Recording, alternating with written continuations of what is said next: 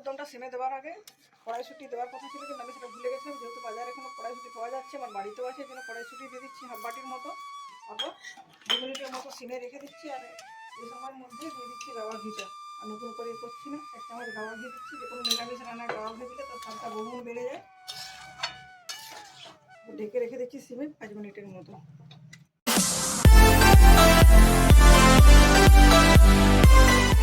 নমস্কার বন্ধুরা, আমার চ্যানেলে আপনাদের সবাইকে স্বাগত জানাই। এখন শীতকালে নতুন আলু উঠেছে, শীতকালে নতুন আলু দিয়ে আমি নিরামিষ আলুর দম বানাবো। নিরামিষ আলুর দম বানানোর জন্য এখানে আমি প্রায় 1.5 কিলোর মতো আলু খুব ভালো মতো করে ধুয়ে নিয়েছি দেখুন।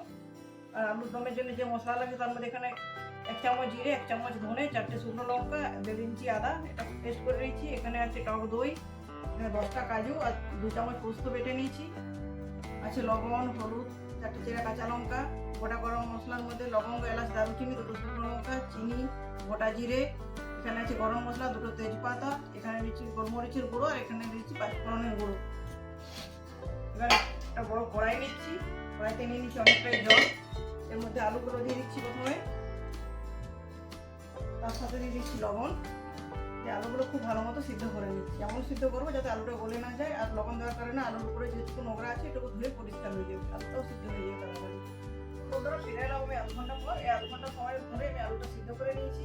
আলুটা খুব ভালো মতো সিদ্ধ হয়ে গেছে। লবণ দেওয়ার কারণে আলুর গায়ে যে নোংরাগুলো ছিল সেগুলো বেরিয়ে গেছে। মানে এই ভাজির সাহায্যে একটা বাটিতে ঠান্ডা জল নিয়েছি, সেই জলে আলুগুলো দিয়ে দিচ্ছি। তারপর খোসাটা ছাড়িয়ে নেবো। আপনারা বলতে পারেন যে প্রেসার কুকারেও দিতে পারতাম, আগে বলেছিলেন নতুন আলুটা এখন কাঁচা আছে, খুব সহজে সিদ্ধ হয়ে যায়। প্রেসার কুকারে হয়তো একটা সিটিতে সিদ্ধ হতো না, আমি 2টো সিটি দিতে গেলাম, সেখানে আলুটা গলে গেলে আলু দম যখন বানাবো তখন আলুগুলো ভেঙে যাবে, আলু তো পারফেক্ট বানানো যাবে না। সেই জন্য কড়াইতে সিদ্ধ করবো। দেখুন ঠান্ডা জলে দিয়ে আলুগুলো দিয়ে খোসা ছাড়িয়ে নিচ্ছি। এখন আলুগুলো গোল গোলেই রাখছি। ছোটো আলুগুলো আলু তো বানানোর সময় গোটাই থাকবে, আর যেগুলো বড় সাইজের আছে সেগুলো কেটে 2 টুকরো করে দেবো। একটা বাটি নিচ্ছি, বাটিতে আলুগুলো খোসা ছাড়িয়ে তুলে নিচ্ছি। দেখুন বন্ধুরা সমস্ত আলু খুব ভালো মতো খোসা ছাড়ানো হয়ে গেছে। এরপর দিয়ে দিচ্ছি এখানে হলুদ 1 চামচ, আর লবণ দিচ্ছি পরিমাণ মতো। তারপর খুব ভালো মতো মিক্স করে নিচ্ছি। এটা আপনি হাত দিয়েও করতে পারেন। বাটিগুলো কালার করে নিচ্ছি। তারপর 10 মিনিট রেখে দিচ্ছি এটা রেস্টে। ফিরে আসছি 10 মিনিট পর। আলু দম বানানোর জন্য গ্যাসের ওভেনে বসিয়ে দিচ্ছি কড়াই। আমি রান্নাটা সরষের তেলে করবো। তেলটা আগে থেকে দিয়ে দিচ্ছি। দেখুন তেলটা গরম হয়ে গেছে, তেল থেকে ধোঁয়া উঠছে। এই ধোঁয়াটা গরম তেলে লবণ হলুদ মাখিয়ে রাখা গোটা আলুগুলো প্রথমে ভেজে নিচ্ছি।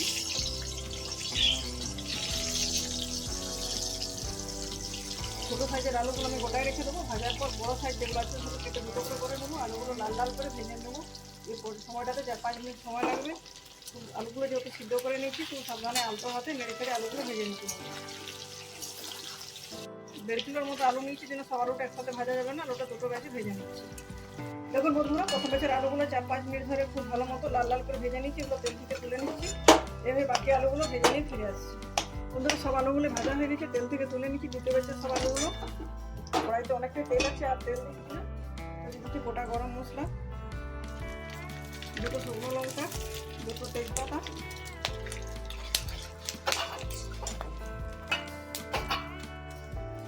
বাকিটাতে জিরে, ধনে, শুকনো লঙ্কা, আদা পেস্ট বানিয়েছি, পেস্টটা দিচ্ছি এখানে।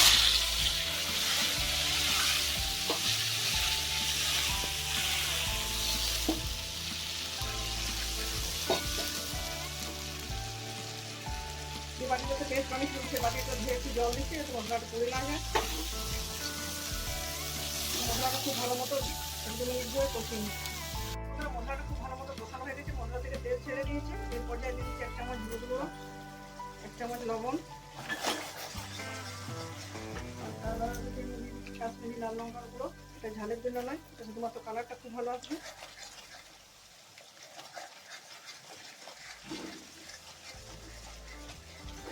এরপর দিয়ে দিচ্ছি এখানে পোস্ত, 2 চামচ পোস্ত আর 12টা কাজু পেস্ট বানিয়েছিলাম। কাজু রান্না করার সাথে সাথে কড়াইতে লেগে যায়, এই জন্য গ্যাসের ফ্লেমটা একদম লোতে দিয়ে দিচ্ছি। পর্যায়ে তারপর ততক্ষণ পর্যন্ত বসাবো যতক্ষণ না পোস্ত এবং কাজু কাঁচা গন্ধটা যায়। কাজু এবং পোস্তটা খুব ভালো মতো কষানো হয়ে গেছে, কাঁচা গন্ধটাও চলে গেছে। এরপর দিয়ে দিচ্ছি 1 বাটি টক দই।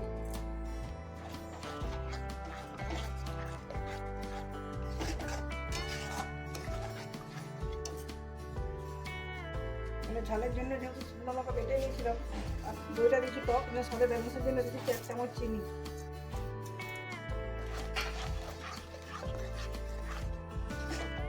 ভেজে রাখা আলু, ছোটো ছোটো সাইজের আলুগুলো গোটাই দিয়ে দিচ্ছি। আর আগে বলেছি বড়ো সাইজগুলো কেটে দুটো করে নেবো। বড়ো সাইজটা দুটো করে নিচ্ছি। সব উপকরণের সাথে আলুটা মিক্স করে খুব ভালো মতো কষিয়ে নিয়েছি। আলুটা যেহেতু আগে থেকে সিদ্ধ হয়ে আছে, সিদ্ধ করার খুব বেশি প্রয়োজন নেই। তাও একটু জল দিচ্ছি হাফ বাটির মতো। দিচ্ছি চারটে জিরা, কাঁচা লঙ্কা, 1 চামচ কসুরি মেথি, আর দিচ্ছি গোলমরিচের গুঁড়ো, 1 চামচ গরম মশলা গুঁড়ো, যত ফ্লেভার আছে সেখানে একটু 5 ফোড়নের গুঁড়ো দিলাম।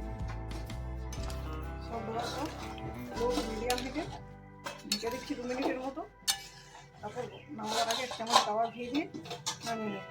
পুরো আলুর দমটা সিমে দেওয়ার আগে কড়াইশুঁটি দেওয়ার কথা ছিল, কিন্তু আমি সেটা ভুলে গেছিলাম। যেহেতু বাজারে এখনো কড়াইশুঁটি পাওয়া যাচ্ছে, আমার বাড়িতেও আছে, জন্য কড়াইশুঁটি দিয়ে দিচ্ছি হাফ বাটির মতো। তারপর 2 মিনিটের মতো সিমে রেখে দিচ্ছি। আর এই সময়ের মধ্যে দিয়ে দিচ্ছি গাওয়া ঘিটা। নতুন করে করছি না, 1 চামচ গাওয়া ঘি দিচ্ছি। যে কোনো নিরামিষ রান্নায় গাওয়া ঘি দিলে তার স্বাদটা বহুগুণ বেড়ে যায়। দেখুন বন্ধুরা, আমার আলুর দম রান্না পুরোপুরি কমপ্লিট হয়ে গেছে। নিরামিষ আলুর দমের রান্না আমি 5 মিনিট স্ট্যান্ডিং পজিশনে রেখে দিয়েছিলাম। আলুর দমে যে টেক্সচারটা সেটা পারফেক্ট হয়েছে, খুব সুন্দর হয়েছে। দেখুন, দেখতে কালারটাও পুরো সাদা হয়েছে। আমি নিরামিষ দিন, একে শনিবার, তারপর মাঘী পূর্ণিমা, আজকে রাত্রের খাবারে নিরামিষ আলুর দম আর লুচি বানিয়েছি। আপনারা অবশ্যই এটা ভাত, লুচি, রুটি, পরোটা, রাইস সব কিছুর সাথে খেতে পারেন। এরপর আমি এটা সার্ভ করে নিয়েছি। সার্ভ করার জন্য নিয়েছি একটা কাঁচা থালা, একটা বাটিতে নিয়ে নিয়েছি আলুর দম। দেখুন বন্ধুরা, আমি গরম গরম লুচির সাথে আলুর দমটা সার্ভ করেছি। আপনারা অন্য খাবার দিয়েও খেতে পারেন। আমি এই মাঘী পূর্ণিমা উপলক্ষে খাবারটা বানিয়েছি। সামনে আসছে দোলেও নিরামিষ খাবার খাওয়া হয়। দোল পূর্ণিমা উপলক্ষে অবশ্যই আপনারা এই ধরনের নিরামিষ রেসিপি বাড়িতে বানাবেন। সবসময় তো আমিষ খাচ্ছেন, নিরামিষ খেয়ে দেখেন, নিরামিষ খাবারের স্বাদটাই আলাদা। যদি ভিডিওটি ভালো লাগে, লাইক, শেয়ার এবং চ্যানেলটিকে সাবস্ক্রাইব করে আমার পাশে থাকবেন। পরের দিন দেখা হবে নতুন কোনো রেসিপির সাথে, নতুনভাবে। ধন্যবাদ।